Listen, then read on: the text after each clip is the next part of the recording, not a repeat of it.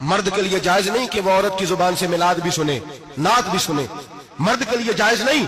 مرد کو مرد سکھائے گا، عورت سکھائے گی تو عورتوں کو سکھائے گی. بے شک آپ سویرے فتوا دیجئے کہ چھوٹی سی مسجد میں بیٹھ کے، چھوٹے سے کونے میں بیٹھ کے چھوٹا سا مولوی، اور وہاں تو اتنے بڑے مفتی ٹی وی پہ بیٹھے ہوئے ہیں، وہ غلط ہے تو صحیح ہے کیسے ہو گئے؟ سنو، میرے نبی پاک علیہ الصلوۃ والسلام کے مذہب کا حسن یہ ہے کہ اسلام کہتا ہے ایک نظر بی بی کو دیکھا کسی نے غلطی سے تو معافی ہو جائے گی، دوسری نظر شہوت سے دیکھا تو حرام ہے اس کے لیے. وہ پاکستان کا مولوی ہو یا سعودی عرب کا شاہ ہو، کسی کے لیے عورتوں کے بیچ پھرنا اٹھنا بیٹھنا جائز ہے؟ میرے نبی پاک صلی اللہ تعالی علیہ وسلم نے فرمایا ہے میں عورتوں سے مصافحہ کرنے نہیں آیا. اور میرے نبی پاک صلی اللہ علیہ وسلم نے فرمایا ہے، حضور فرماتے ہیں لیکن نا کتا بالکل ناپاک نہیں ہوتا، کتے کا تھوک ناپاک ہوتا ہے، یا کتا گیلا ہو جائے تو ناپاک ہوتا ہے، لیکن خنزیر سارا ناپاک ہوتا ہے، کل ناپاک ہے خنزیر. نبی پاک نے فرمایا خنزیر بھی ہو اور گند میں لتھڑا ہوا بھی ہو، پیشاب میں لتھڑا ہوا ہو، گوبر میں لتھڑا ہوا ہو، پخانے اور فضلے میں لتھڑا ہوا خنزیر ہو، اس کا جسم تیرے ساتھ ٹکرا جائے تو اتنا برا نہیں جتنا غیر محرم عورت کا وجود تیرے ساتھ ٹکرا جائے تو برا ہے. اس حد تک میرے نبی پاک صلی اللہ علیہ وسلم اور گنبد کے معاملے میں فتویٰ دینے والے، یا رسول اللہ کہنے پر کفر کا فتویٰ دینے والے اور بڑی بڑی باتیں کرنے والے خاموش کیوں ہو گئے؟ یا ایھا الذین آمنوا لا تتخذوا اليہود والنصارى اولیاء. رب فرماتا ہے یہودیوں اور عیسائیوں کو دوست نہ بناؤ، یہ تمہارے دوست ہو سکتے، یہ تمہارے سجن ہو سکتے. جب عرش کا مالک کہہ رہا ہے سجن نہیں ہو سکتے تو دوستی کی بات کیسے بڑھا رہا ہے؟ یا رسول اللہ ہمارے سجن کون ہو سکتے ہیں؟ فرمایا تمہارا دوست وہ ہو سکتا ہے جو محمد عربی کا غلامی کرنے والا ہو، جو رسول اللہ کی نوکری کرنا ہو دوست ہوگا. دوسرا دوست ہو سکتا؟ کوئی ایکٹر مذہب نہیں سکھائے گا، کوئی گویہ مذہب نہیں سکھائے گا.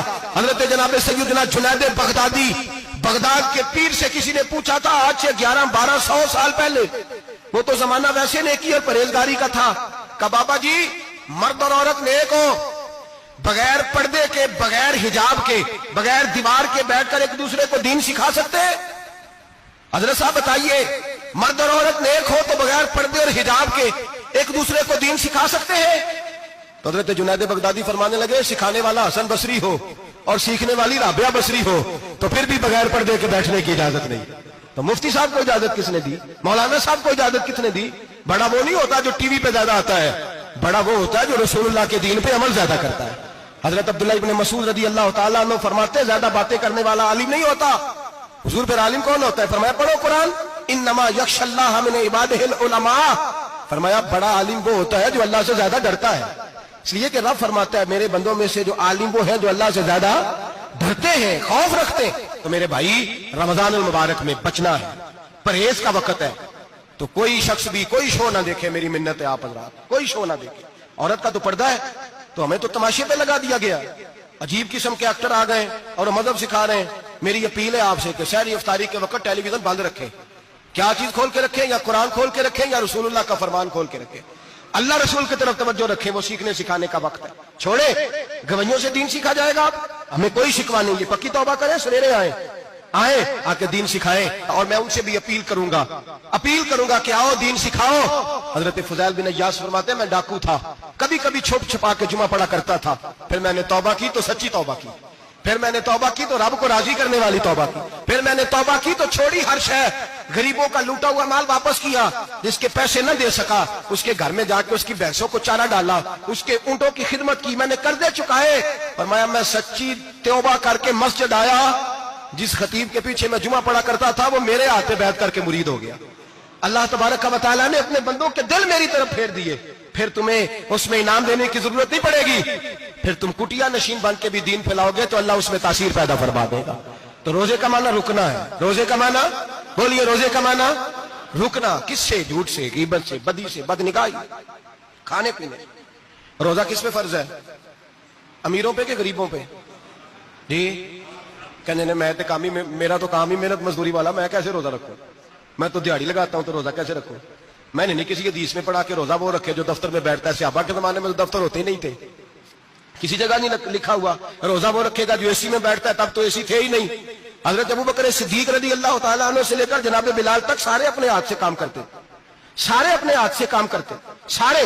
حضرت عمر فاروق رضی اللہ تعالیٰ عنہ خلیفہ وقت ہونے کے باوجود مال غنیمت کے اونٹ چرنے جاتے تھے تو چراگاہ میں چھوڑنے میں جاتے تھے، لینے بھی آتے تھے واپس.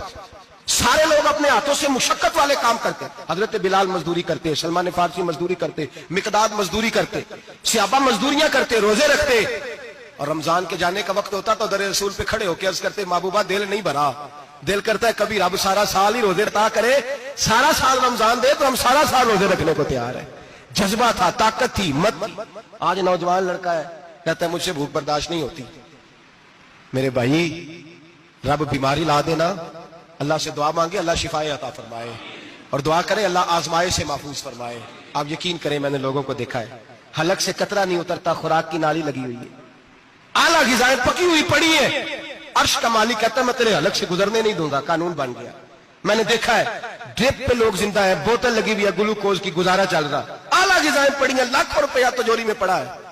मालिक कहता तू नहीं खा सकता, तो वो खाने नहीं देता, नहीं खाने देता। एक शख्स यूरोप के इलाके का, मैं किसी कालम नवीस का पढ़ रहा था, वो कहता मेरी खरबों में जायदाद है, लेकिन मेरे मैदे में ऐसी तकलीफ है कि मैं आटे को छान कर जो ऊपर से बूरा निकलता है सिर्फ वो खा सकता हूं, उसके अलावा मैं कायनात की कोई नेमत खा नहीं सकता। और मेरे भाई, वो जब चाहे तो बड़े बड़े खाने खाने से तुझे रोक दे, तेरे दांत चबाने के काबिल ना